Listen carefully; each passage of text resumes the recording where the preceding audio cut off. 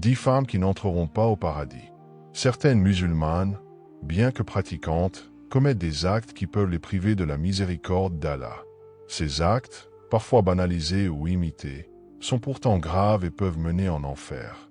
Ces femmes pensent souvent ne pas mal agir, mais en réalité, elles commettent de graves péchés.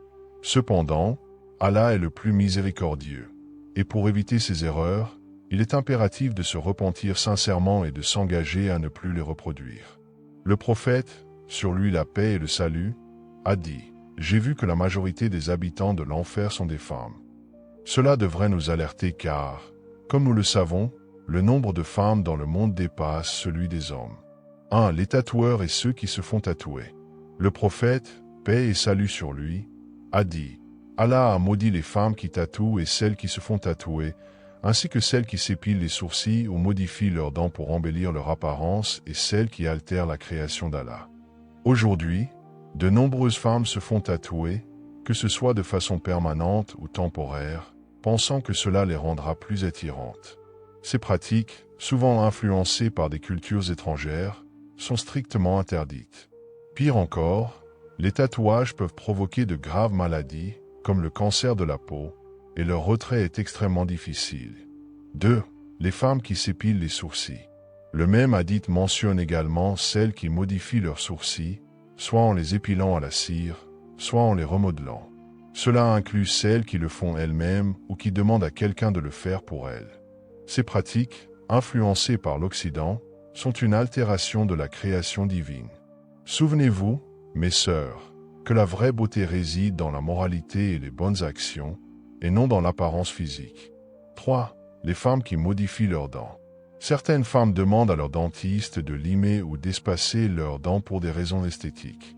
Cela est également interdit, car cela reviendrait à modifier la création parfaite d'Allah. Ces pratiques, motivées par des critères de beauté superficielle, doivent être évitées. 4. Les femmes qui portent des extensions de cheveux. Selon un hadith rapporté par Asma bin Abi Bakr, une femme demanda au prophète, paix et bénédiction d'Allah sur lui, si elle pouvait porter des extensions pour sa fille nouvellement mariée. Il répondit, Allah a maudit ceux qui rajoutent des cheveux et ceux qui le demandent.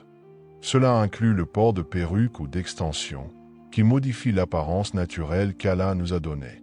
5. Les femmes dont le mari est en colère contre elles. Le prophète, paix et bénédiction d'Allah sur lui, a dit, si un homme appelle sa femme au lit et qu'elle refuse et qu'il passe la nuit en colère contre elle, les anges la maudissent jusqu'au matin. Une femme doit respecter les droits de son mari dans ce qu'Allah lui permet. Cependant, obéir à un être humain ne constitue pas une désobéissance au Créateur. 6. Les femmes qui imitent les hommes. Le prophète, paix et bénédiction d'Allah sur lui, a dit, Allah a maudit les hommes et les femmes qui imitent les hommes. Cela inclut les femmes qui adoptent des vêtements ou des comportements masculins, comme le port de vêtements qui ressemblent à des hommes. Ce phénomène est malheureusement de plus en plus courant de nos jours. 7. Les femmes qui fréquentent les cimetières. Le prophète, paix et bénédiction d'Allah sur lui, a dit, Allah a maudit les femmes qui fréquentent les cimetières. Il est déconseillé de passer trop de temps près des tombes au lieu de se consacrer à des actes d'adoration ou à des œuvres utiles.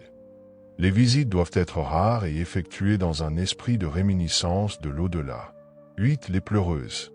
Le prophète, paix et bénédiction d'Allah sur lui, a dit, la pleureuse qui ne s'est pas repentie avant sa mort sera ressuscitée le jour du jugement, vêtue d'une tunique de goudron et d'une armure de gaze portée par les musulmans. Se plaindre excessivement lors des funérailles, crier ou pleurer bruyamment, est interdit et constitue un péché grave. 9. La femme qui participe à un mariage invalide. Une femme qui a divorcé 3 fois ne peut se remarier avec son premier mari avant d'avoir contracté un mariage légitime avec un autre homme. Organiser un mariage fictif dans le seul but de contourner cette règle est un grave péché. Le prophète, paix et bénédiction sur lui, a maudit celles qui se livrent à de telles pratiques, les femmes habillées mais nues. Le prophète, paix et bénédiction sur lui, a dit, 2 catégories de personnes feront partie des habitants de l'enfer, les femmes habillées mais nues, celles qui séduisent et celles qui sont séduites. Elles ne sentiront même pas l'odeur du paradis.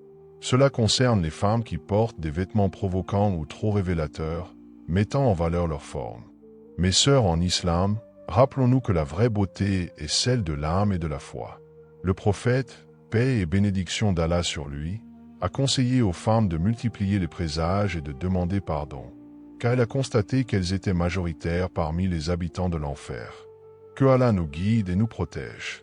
Si cette vidéo vous a été utile, n'hésitez pas à l'aimer et à vous abonner à notre chaîne pour ne rien manquer. Que Allah nous accorde sa miséricorde.